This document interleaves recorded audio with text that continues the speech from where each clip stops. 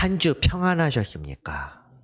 오늘부터 고난주간이 시작되며 오늘은 그 첫날인 종려주일입니다. 종려주일이란 예루살렘 입성 당시 사람들이 종려나무 가지를 흔들며 그 사람들을 주님을 맞이했다 에서 비롯된 이름입니다. 종려라는 것은 우리가 잘 알고 있는 야자효입니다.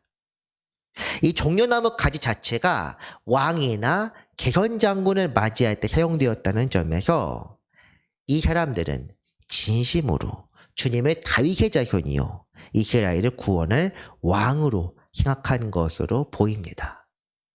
하지만 그분은 그 같은 주에 십자가에 처형된 죄인이 되었습니다. 하지만 이 왕과 죄인은 같은 분이요 또한 그 같다는 역설 속에서 놀라운 은혜가 숨어 있습니다. 오늘은 고난주간의 시작이니만큼 강해보다는 이 입성 사건을 같이 보면서 주님의 행적과 그 의미를 생각하는 시간을 갖고자 합니다. 오늘 그리고 이번 주 한 주간 특별 기도회를 통해 주님의 고난을 생각하고 우리에게 베푸신 은혜와 사랑을 되새기며 우리 각자의 사명을 상기해보는 시간이 되기를 바랍니다. 오늘 말씀의 배경은 본문 첫 부분에 잘 나타나 있습니다. 28절 말씀을 한번 보면 예루살렘을 향하여 앞서서 가시는 주님의 모습이 나옵니다. 예루살렘을 향하여 가시더라. 예수님이 십자가를 지시기 전 갈릴리와 가버나움 지역에서 예루살렘을 향해 가던 중 있던 이야기입니다. 예루살렘은 다윗 왕이 수도로 정하고 솔로몬 왕이 성전을 세운 이후 오랫동안 유다 왕국의 중심지였습니다. 단순히 왕국의 중심지뿐 아니라 성전이 그곳에 세웠기 때문에 바로 하나님을 향한 믿음의 중심지이기도 했습니다. 그렇기 때문에 이 유월절이라는 큰 행사를 앞두고 사람들은 예수님이 유월절을 보내기 위해 예루살렘으로 분명히 올라가실 것이다. 그렇게 생각하고 있었습니다. 그리고 예루살렘에 올라가는 중 예수님은 특별한 입성 의식을 계획하셨습니다. 감람원이라 불리는 산 쪽에 있는 벳바게와 베다니 가까이 가셨을 때 이렇게 되어 있는데 벳바게 베다니, 이 베다니는 수도 예루살렘에서 매우 가까운 지역입니다. 한 오리쯤 되었다라고 이야기하는데 어쨌든 대략 1km 남짓되는 매우 가까운 지역입니다. 그런데 그곳에 이르렀을 때 주님은 제자 2명을 보내어 나귀 한 마리를 끌어오라 명하십니다. 만일 누가 어떻게 너희에게 어찌하여 푸느냐 묻거든 말하기를 주가 쓰시겠다. 나귀 새끼를 갑자기 끌어오러 가더니 거기에 있는 사람들이 물으면 주가 쓰시겠다 이렇게 말하라는 겁니다. 모르는 사람의 집에 가서 나귀 새끼를 끌고 오라는 건 도둑으로 몰릴 일입니다. 그러나 이미 약속이 되어 있는 것처럼 제자들에게 그렇게 말씀하십니다. 실제로 그런데 제자들이 가서 주님께서 말씀하신 대로 했는데 이미 약속이 되어 있는지 주님을 아는 사람인지는 알 수 없지만 어쨌든 나귀 새끼를 그냥 보내줍니다. 제자들의 손에 맡깁니다. 이렇게 입성 준비가 끝났습니다. 겉옷을 나귀 새끼 위에 걸쳐놓고 그 위에 태우고 또한 겉옷을 길에 폈다. 이런 이야기가 나옵니다. 겉옷을 길에 펴고 나귀 위에 안장처럼 놓는 것은 높은 분에 대한 경의의 표현입니다. 물론 대부분 아까 말씀드렸던 것처럼 왕이나 개선장군들은 나귀 새끼를 타고 오는 것이 아니라 말이나 병거를 타고 입성합니다. 하지만 주님은 나귀를 타셨고 제자들이 나귀를 왜 타시냐 이렇게 묻지도 않습니다. 왜냐? 그 상징적인 의미를 알고 있기 때문입니다. 나귀의 의미가 무엇인지 한번 보겠습니다. 시온에 따라 크게 기뻐할지어다. 예루살렘에 따라 즐거이 부를지어다. 보라, 내 왕이 내게 임하시나니 그는 공의로우시며 구원을 베푸시며 겸손하여서 나귀를 타시나니 나귀 작은 것 곧 나귀 새끼니라. 이 말씀 우리가 교동문 때에 읽었던 말씀입니다. 종려주의 교동문에 나와 있습니다. 이게 스가랴서 말씀인데 선지자 스가랴 나귀 새끼를 타는 왕의 이야기입니다. 겸손하셔서 나귀의 작은 새끼를 타시는 왕. 나귀 새끼 보통 덩치가 어느 정도 크기입니까? 혹시 말을 보신 적 있으십니까? 말은 덩치가 꽤 큽니다. 꼬리를 제외한 몸 길이가 2m 남짓되고 몸무게가 500에서 700kg입니다. 당나귀는 말보다 조금 작아서 말 덩치의 3분의 2에서 4분의 3 정도, 보통 150cm에서 160cm 정도 되는 것이 다 큰 나귀입니다. 그런데 그 나귀 새끼라면 어느 정도 되느냐? 물론 나귀는 태어난 지 얼마 안 될 때까지 얼마 안 되셔도 굉장히 빨리 자랍니다. 사람이 탈 수 있을 정도까지 자라긴 하지만 그래도 나귀 새끼면 보통 우리가 생각하기에 회전목마 정도 크기를 생각하면 됩니다. 어른이 탈 수는 있습니다. 하지만 그냥 안장에 발을 걸고 올라가는 것이 아니라 뒤꿈치를 들면 등에 탈 수 있을 정도의 크기입니다. 그렇게 작은 나귀를 빌려서 굳이 타셨다는 것은 그 성경 말씀대로 예루살렘을 구원하실 왕이라는 것을 보여주시기 위함이라는 것. 제자들은 이 말씀을 바로 떠올렸을 것입니다. 중요한 것은 나귀 새끼를 탔다는 그 특별한 퍼포먼스에 있습니다. 그 보통 의식이라고 하면은 그 의식을 통하여 분명히 보여주는 상징적인 의미가 더 중요합니다. 주님께서 왕이시라는 것이 숨기실 생각이 없다는 것이 이 부분에서 드러납니다. 더욱이 스가랴 9장 내용에 어떤 이야기가 이어지느냐. 우리 교동문 때도 사실 읽었는데 그 다음 말씀들 무슨 말씀이 나오냐. 이 왕이 행하시는 일이 얼마나 놀라운 일들인가. 스가랴서 9장 말씀 보면 나옵니다. 하나님의 말씀이 이방 전 지역에 임하여 두려운 심판이 이르게 되고 그 남은 자들이 하나님께 돌아와 유다와 함께 하나님을 섬기게 될 것이라는 예언이 이 스가랴서 9장 9절 앞뒤에 나와 있습니다. 이 심판 이후에는 어떻게 되느냐? 화평이 찾아올 것입니다. 모든 전쟁이 사라지게 될 것이라는 평화와 안식의 말씀이 이 스가랴서 9장에 이어지는 말씀입니다. 그래서 제자들은 나귀 새끼를 빌려오라는 주님의 말씀을 듣고 큰 기대를 품었습니다. 기꺼이 자기 옷을 흙바닥에 깔 정도로 큰 기대를 품고 소망을 품었습니다. 최대한 존경의 의미 담아 주님을 모셨고 사람들에게 알리고 우리 모두에게 해방이 찾아올 것이라고 알려야 될 사명감을 품었습니다. 이 누가복음, 우리가 읽은 누가복음엔 나오지 않지만 요한복음에서는 큰 무리가 이 왕의 입성에 화답했다고 나옵니다. 나뭇가지, 곧 종려나무 가지를 흔들며 찬송했다. 그 찬송의 내용은 우리가 읽은 본문에도 나와 있습니다. 어떻게 나와 있냐? 37절과 38절 말씀 한번 보겠습니다. 이미 감람산 내리막길 가까이 오심에 제자의 온 무리가 자기들이 본 바 모든 능한 일로 인하여 기뻐하며 큰 소리로 하나님을 찬양하여 이르되 가르칩니다. 찬송하리로다. 주의 이름으로 오시는 왕이여. 하늘에는 평화요. 가장 높은 곳에는 영광이로다. 하니. 아멘. 자기들이 본 바 모든 능한 일로 인하여 기뻐하며 찬송하였다. 세번역에서는 이것을 이렇게 기록합니다.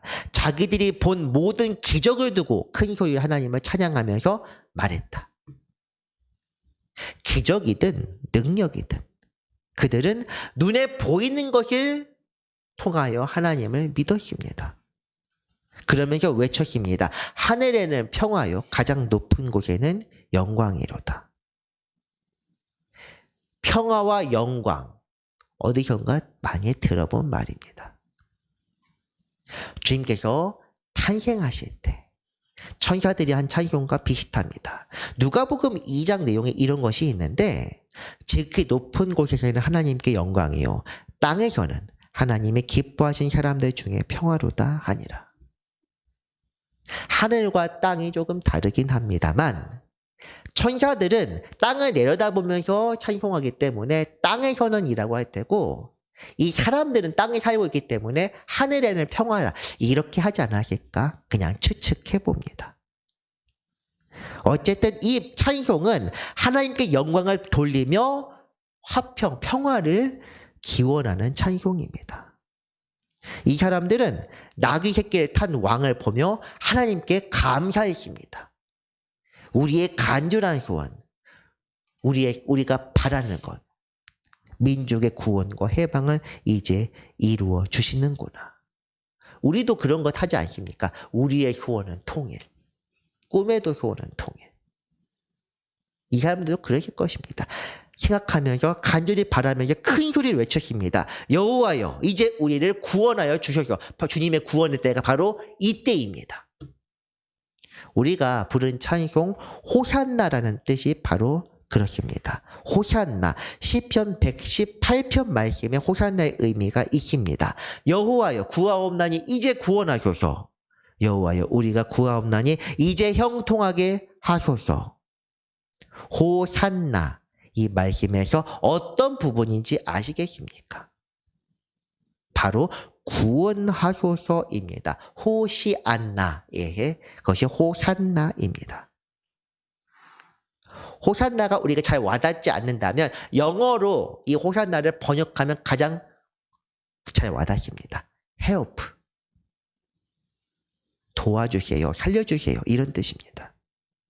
이 구조 신호와 같은 뜻으로 원래 사용하던 표현인데 이 단어를 반복해서 기도하고 찬송함으로써 그들의 삶과 상황을 돌아보아 달라는 기도모를 이 호산나라는 표현이 자주 사용되던 것입니다.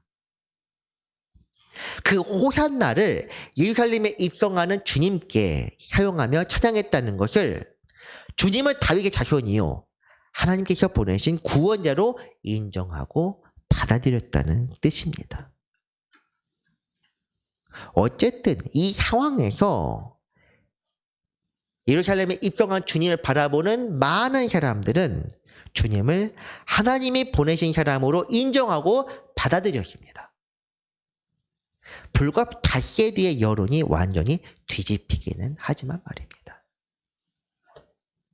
놀라운 것은 이 광적인 행위를 주님도 딱히 제지하지 않으셨다는 것입니다. 조용히 가자. 왜 이렇게 사람들을 불러 모으냐?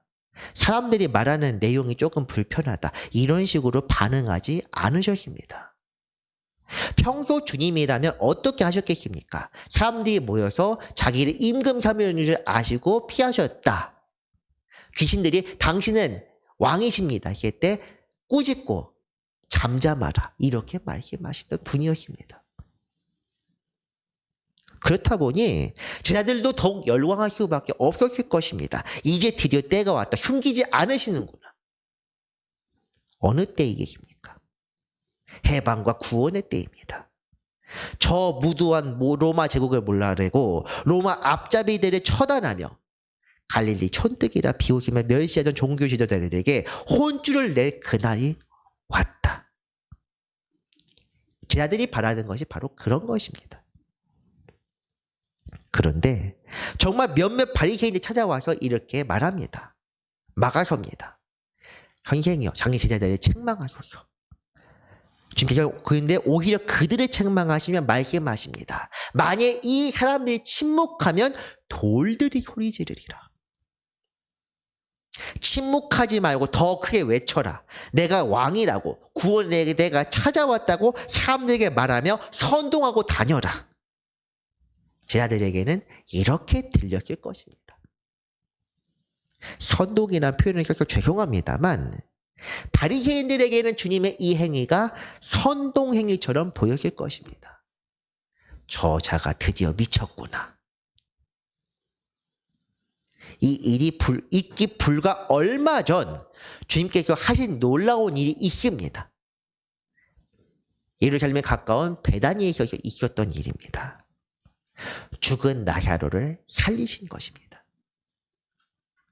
사람들이 열광한 이유가 무엇이냐? 누가복음엔 나오지 않지만 요한복음에 나와 있습니다. 죽은 나사로의 소문을 듣고 많은 사람이 찾아와서 주님을 향하여 외쳤다.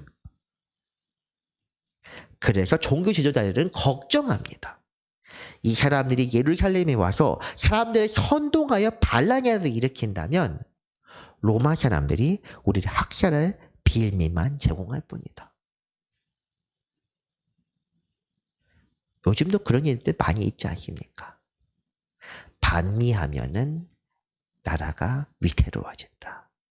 반중하면 우리가 제대로 경제가 완전히 무너지게 될 것이다.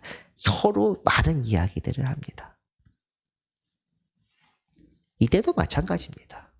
로마가 이스라엘 유다가 로마의 식민지라고 하지만 분봉왕도 있었고 어느 정도 자치권을 가지고 있는 지역입니다. 완전히 속주랑은 조금 다릅니다.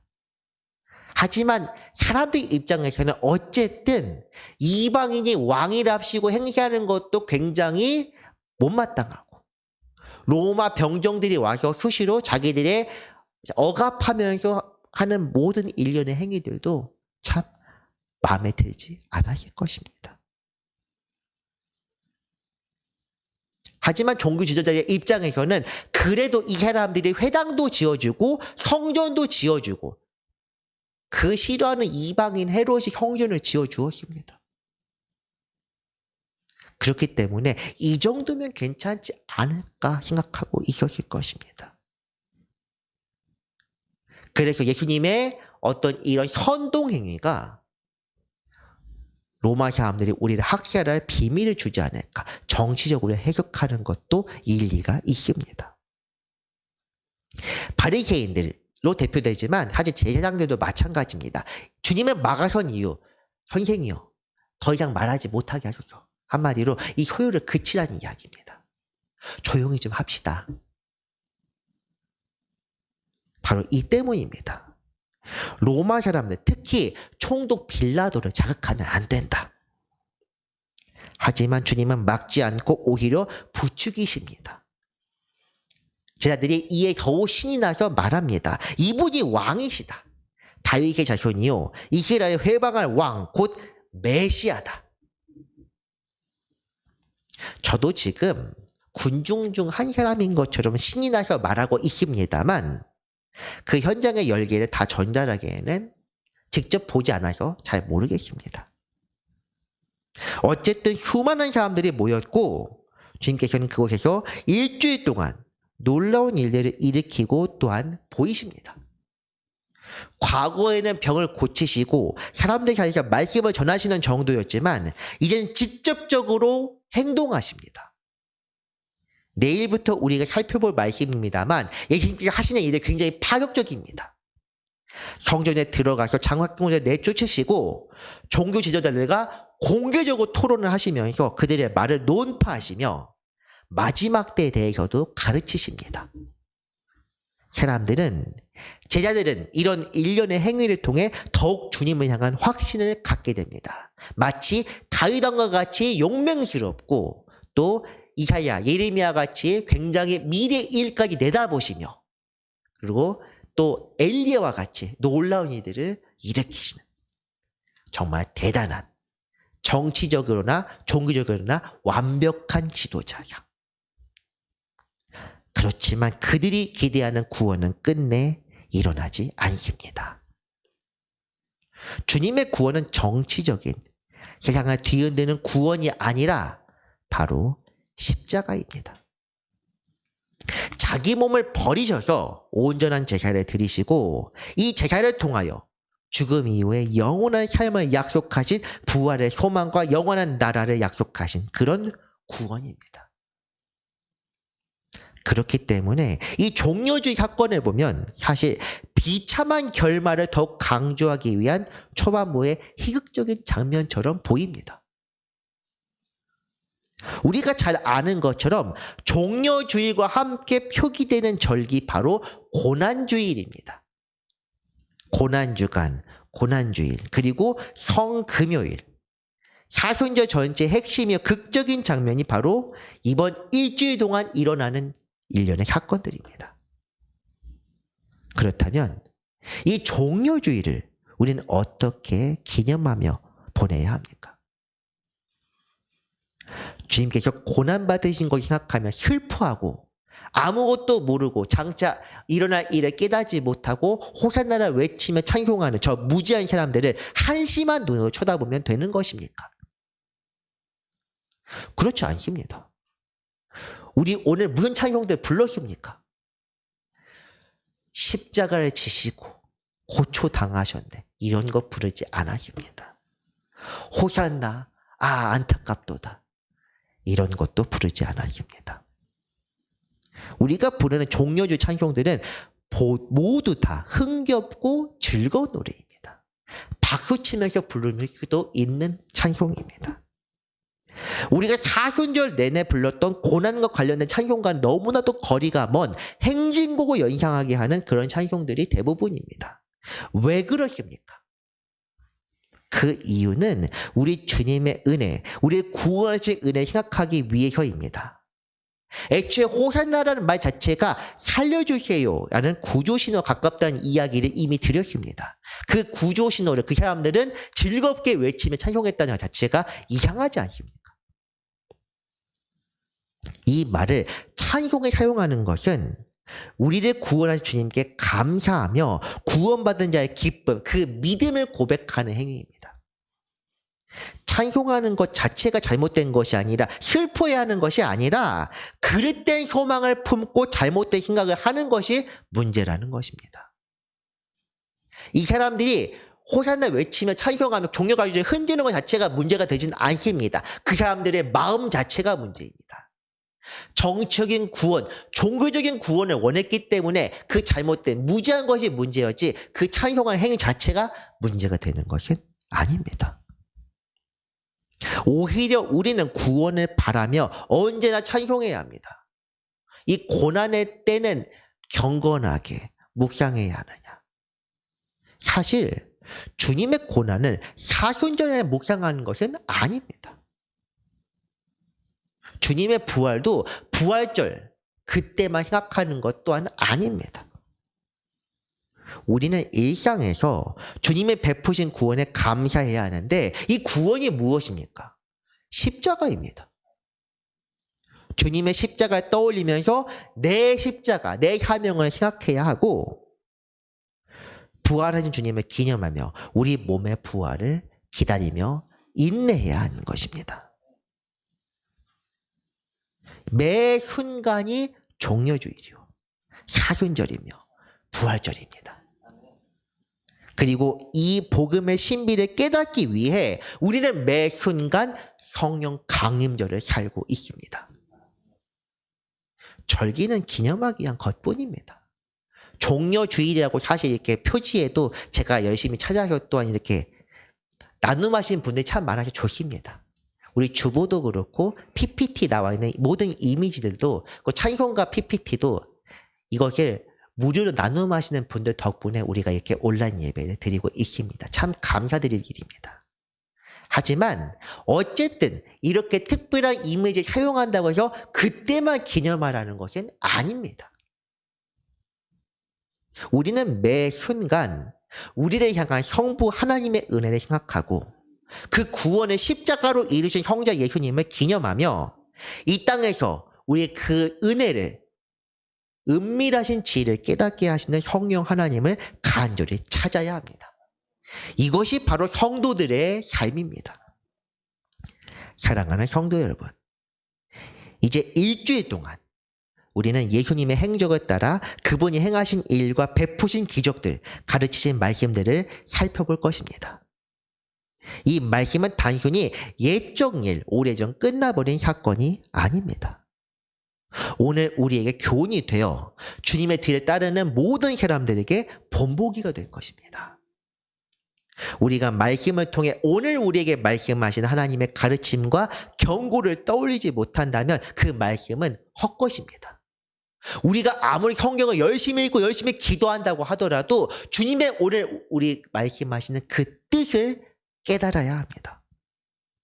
그래서 이 시간이 여러분에게 다시금 좋은 자극이 되기를 바랍니다. 우리에게 허락하신 하나님의 시간이 다하기 전에, 하나님의 뜻이 이루어질 그 날이 오기 전에 깨닫고 돌이킵시다. 주님이 이 땅에 계실 때 주님께서 항상 사람들이 향해 외치신 말씀이 있습니다. 무엇입니까? 회개하라. 천국이 가까웠느니라. 우리를 외치신 주님의 십자가를 생각하고 고난과 박해가 부활이라는 놀라운 기적을 이룬 것처럼 부활의 소망을 품고 살아갑시다. 그러나 오늘 종려주제를 맞이하여 또한 주님께 외치며 나아갑시다. 지극히 높은 곳에서는 하나님께 영광이요 하늘과 땅에는 평화로다. 주여, 우리가 간절히 원하오니 이제 구원하소서. 이제 주님의 뜻을 이루시고 우리에게 약속하신 성령을 보내시어 우리를 의의 길로 이끌어 주옵소서. 담대하게 외치며 구원받은 기쁨으로 오늘을 살아갑시다. 기도하겠습니다. 거룩하신 하나님 아버지, 감사드립니다. 놀라운 구원을 이루기 위해 예수님을 이 땅에 보내신 은혜를 생각합니다. 죄악 가득한 인간들을 사랑하시고 복음을 가르치시며 십자가로 복음을 완성하신 주님의 은혜가 크고 놀랍습니다. 그 은혜를 생각하며 오늘 우리가 간절히 구합니다. 주여, 우리를 구원하소서. 우리를 살리시고 주님의 것으로 삼아 주옵소서. 이곳에 임하셔서 신령한 지혜로 우리를 채우시고 주님 안에서 새롭게 하여 주옵소서. 이 시간 주님의 은혜를 구하오니 우리 기도에 응답하여 주옵소서. 사랑의 주 예수 그리스도의 이름으로 기도합니다. 아멘.